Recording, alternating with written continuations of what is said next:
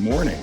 Today's topic is something slightly different. We're going to talk a little bit about storage containers and at least the evolution I've gone through in different types of storage containers and maybe some thoughts around which ones might be right for you. I think we probably all suffer from the same problem where we've got lots of nuts and bolts and screws and nails lying around in different boxes, and some of them are in shelves, some of them are in cupboards, some of them are in toolboxes. You've got parts lying around. You're never really sure where anything is. In my case, lots of things getting dirty and dusty. And so this is really around how do you address that problem. I'll walk you through the three mechanisms that I've used over the years, almost chronologically. The first is these Tanos Systainers, and we'll look at those in a bit more detail. Good quality, but maybe not a great fit for me. These kinds of metal cabinets, storage cabinets, and then finally the Acro storage containers, flexible bins. I'll start with the Tanos Systainers, which are actually really good quality, sort of a high quality plastic case that I think are quite good, but are actually not really all that well suited to my use. One of the things that's quite nice is they're fully portable. You can see this has got a handle on this. They're stackable, so this part's lock in, which is quite nice to allow you to take it and move it to a different location. And all of that is a really good thing. I do use this bottom case here that has lots of shelving units, quite flexible. I've got some radio parts in here, some batteries, just miscellaneous things, and that actually works out quite well. But really, this is the main one that I use. This container, I think, would be great if you had a relatively small amount of parts that you needed to move easily. The challenge with this one is it doesn't really have a lot of storage. It's quite flexible, so you could take out these individual plastic containers. It's well made in terms of having a lid that prevents parts from flying around. But this really isn't designed to put in a lot of different bulk parts or to sort of have heavy parts. It's just really not configured to do that. So I really haven't used that all that often, despite the quality of the build. But I have used this one, the small one. It's a portable unit, which is great. I use this one for electrical parts, and this is really handy. I can grab this and go. It's got nice configuration of parts. I've got different electrical connectors for different gauges. Carry things like sandpaper for clearing connectors, small fuses. I've got heat shrink tubing in here, a little bit of extra wire. So this is sort of a grab and go kit for electrical, and it works incredibly well for that kind of solution. This is the second type of storage unit that I ended up going with. This one is made by Gray Tools. There's lots of different variants of this, but this is a heavy duty metal cabinet. It's got 4 compartments. They're on full slide outs, so they're very sturdy. Like you can tell, these things are all loaded, and even with that, it's quite sturdy. They're portable. You can take each of these out and take it to a job site. And if I only had one storage container, this would be the one I would use. I use this all the time. It's for my sort of high volume parts. If you're a carpenter and you need screws or nails, this is perfect. I used to have everything in this one, but I've now broken it down, so this is just one form of parts. This one, I've got 1/4 inch bolts, 5/16, 3/8, 7/16, and 1/2 inch bolts in here. So again, quite flexible. If I open up one of these drawers, the nice thing about this is how easy it is to configure this. This holds a lot of different parts with these different subdividers. I've got different size from 1/2 inch up to 2 inch plus nuts and bolts in here, or different bolt lengths. I've got regular nuts, the Nylock lock nuts in here, a couple of wing nuts, some standard washers, lock washers, and even some fender washers as well as specialized. So I've got some carriage bolts as an example. Really a lot of flexibility. You can pack this in any different way. Large compartments, small compartments. These are absolutely great and super heavy duty. And a version of this, a cheaper version if you're just starting out, might be something like this. I actually got this off Amazon. I'm doing some work to restore an older Land Cruiser, which requires metric fasteners, and that's what this is. You know, same concept. You can tell the container is not as strong, but it has all the parts. It's got a nice little diagram showing what's where. It's subdivided. You can't move the different pieces, but you can tell there's a lot of parts, and I haven't even taken these out of the plastic yet. So these kinds of things actually I think are pretty good quality. This was probably $75 or $50 or $75 for something like this, and you get an okay container as well as the parts. So not a bad deal if you're just starting out. Would recommend that as well.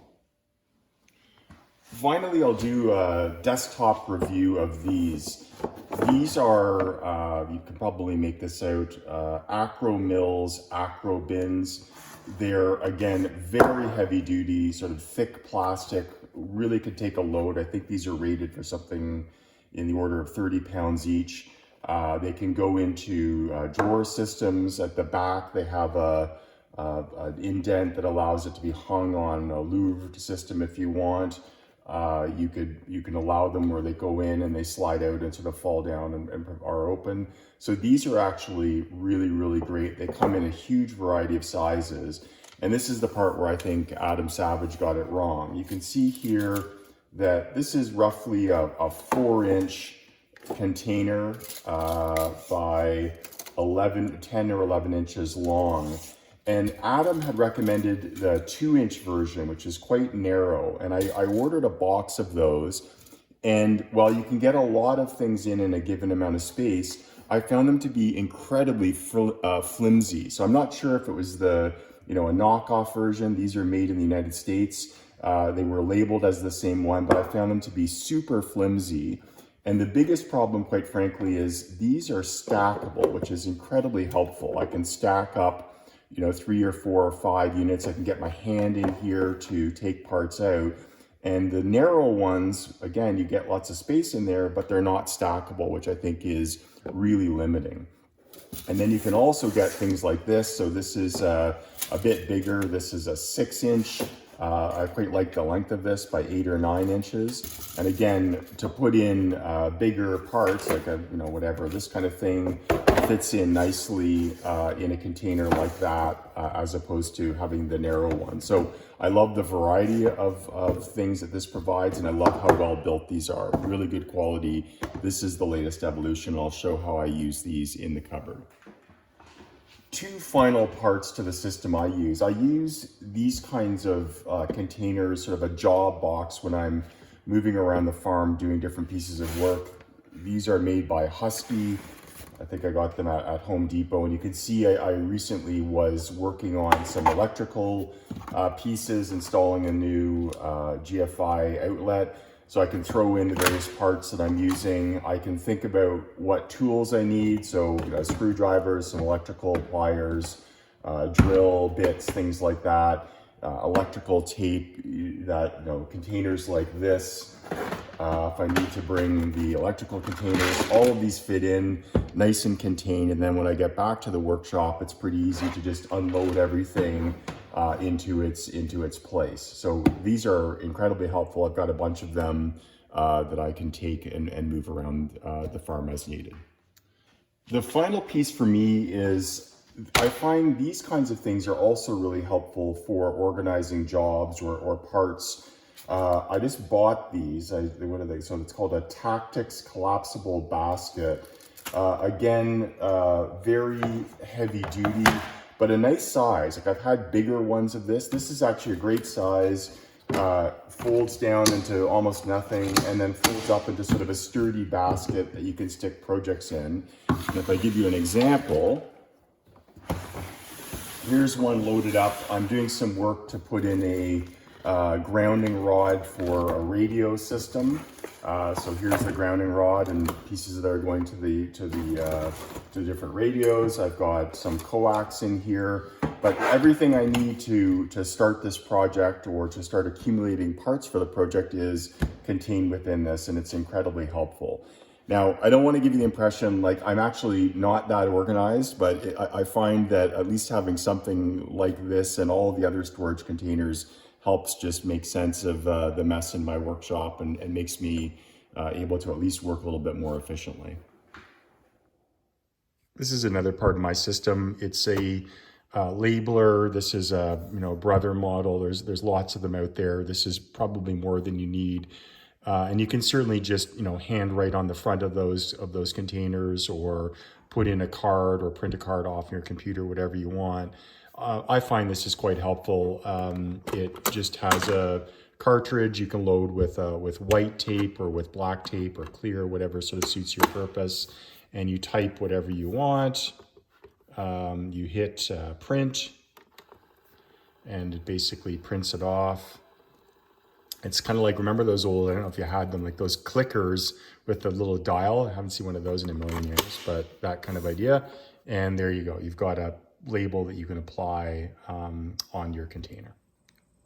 This is the final part of my storage system. I use a series of cabinets to store most of my tools and gear in, largely because it's very sandy and dusty here. So the tractor parks in here, brings in a lot of dust. There's a lot of dust in the air, and I don't like all the parts to get dirty. And I found that that's what was happening when I used a shelving system. These are big cabinets. So these are 3 feet across, they're 2 feet deep, and there's something like almost 80 inches tall. So they hold a lot. They hold thousands of pounds each. I had bought 2. You can see in this one right up here and over here that this one was damaged on shipping, and they ended up giving it to me for free. So I've kept it and put some fluids in there, but they're very well made, heavy gauge steel, and I find they're perfect for the job. And this is sort of the system that I end up using. And you can see I've got a bunch of those bins on a couple of shelves that I use to store parts with. And again, your configuration, depending on the nature of what you're doing. Are you doing more woodwork?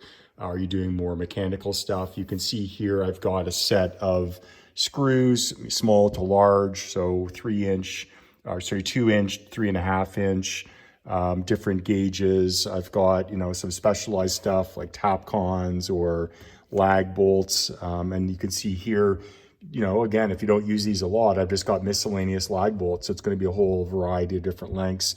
And if I don't like something, I can obviously pull it out. I can switch things around, and if I find that I need to do that. So I've got nails on this side. I've got some staples, and then some unusual stuff just at the end in terms of brass bullets. You can see they've got the labeler.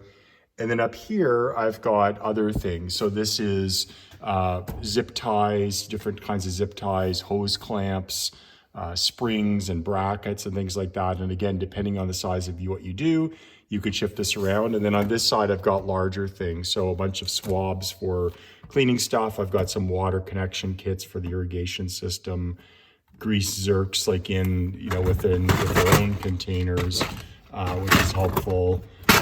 Nylon anchors, and then you can see it doesn't all fit, a bunch of automotive trim pieces as well. So that's, I find, quite helpful. Allows you to move things around, and then I've got some other stuff in here to store. I've got, of course, the quintessential junk drawer. So if I buy things and I bring it back, I can sort of just drop it in this to file, so to speak, later on. Got some wheel twisters, the James Bond ejector seat, switch, that kind of stuff. Kept it. In this one, I used mostly for fluids. I guess the top shelf is some cleaning supplies, and you can see I've got a few more of these bins with things like tape and string. I've got some flagging tape, some glue stuff, a bunch of spray paint. This is some old John Deere spray paint, things like that. That's helpful. Down here, sort of a variety of stuff, and I kind of use it a little bit like a just-in-time system. So as I'm using things, so this is, penetrating fluid and PB blaster and stuff like that. I've got other cans. So as one gets used up, I see, I've got another one, and next time in the store, I can pick it up. Brake cleaner, fluid film, all that kind of stuff as well, and some coolant. And then down lower, I've got oil. This is oil from my truck for the Land Cruiser. A bit of gear oil, a bit of grease, some moly grease and regular grease. So I can again see, how much moly do I have left? Do I need anything? And then down here, I've got tractor oil and some hydraulic fluid, things like diesel conditioner, some bar oil for a chainsaw, So, you know, just a variety of stuff. And I find, again, this sort of helps store everything. That's the end of today's video, and hopefully that gave you some ideas on some different storage options. Thank you so much for watching. Please click like if this was actually helpful to you, and please don't forget to subscribe for more videos like this. See you next time.